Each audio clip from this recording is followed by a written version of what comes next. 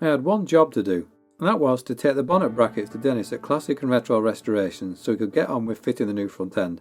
Some of you will know that I don't venture out much, so what would normally be a nice and simple job for many, for me can be a bit of an ordeal. Dennis only works a couple of miles away, but maybe my head wasn't screwed on properly, because having spent the morning planning a route via the back roads, I finally got to Dennis's and realised I'd forgotten to bring the brackets and had to go back home to get them. When I arrived back at Dennis's for the second time, I then realised that I forgot the nylon washers, so it wasn't the most productive start to the day. Fortunately, Dennis is much better at getting things right first time than I am, and has made great progress on the body shell. I did put some pictures up on a previous video, but whilst I was at the body shop I thought I'd take some video of the shell and see how it's progressing.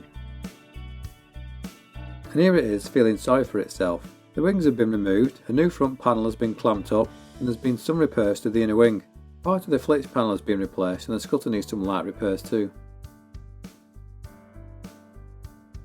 This entire right hand side will be being replaced with a brand new heritage panel supplied by Minisport, which is why the back panel hasn't been spot welded on yet. This left hand side is in better condition but does need some small repairs doing, such as a step and some guttering I think.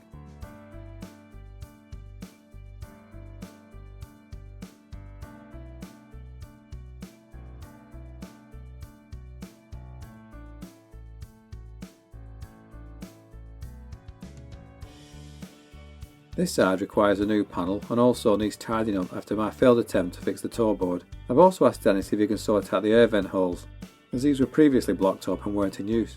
Once the new door step and the repair panels are fitted, this side will look a lot better.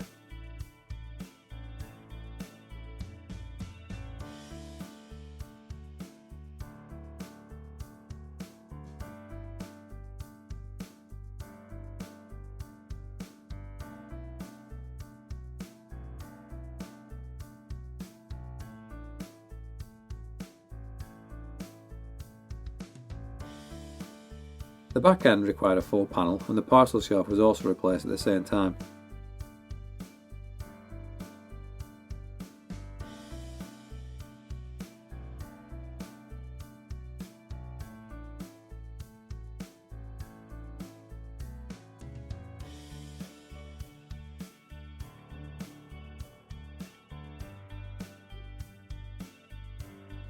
The door I bought second hand from a guy local to me, who had a few spare doors going for a good price, and the door at the other side I had to get repaired by the mini door company, who's done a really good job.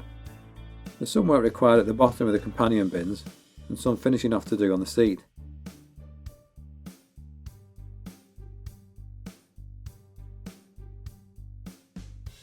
The new floor solved a lot of issues, but now you can see the amount of work involved. Perhaps I can be forgiven for handing this over rather than attempting all the repairs myself. This was just way beyond my level of expertise.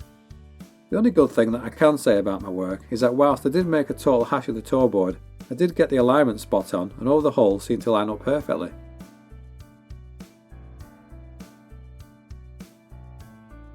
Now I've had a few people ask me if I think it's worth repairing the car because it's only a mini city, but at the end of the day I'm wanting a mini that has been built to a decent standard and to my own specifications, and whatever car I bought, that could only really be done by stripping the car down and rebuilding it. If I'd have spent more money on buying a better quality car, I'd have still had to strip it down and start again. And if I'd have gone for a completed project, it still wouldn't have been to the specifications that I wanted, so I'd still have to strip it down and start again. And with the car being built how I want it, it's probably better that I do that to a Mini City rather than a Cooper S. So on paper, I guess it is just a run-of-the-mill 998 Mini City, but when it's finished, I'm hoping it'll have a personality of its own.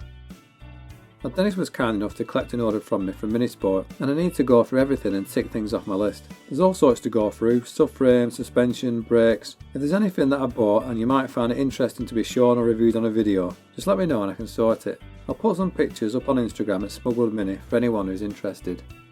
So all being well, the shell should look a lot different when I next take a trip up to see Dennis.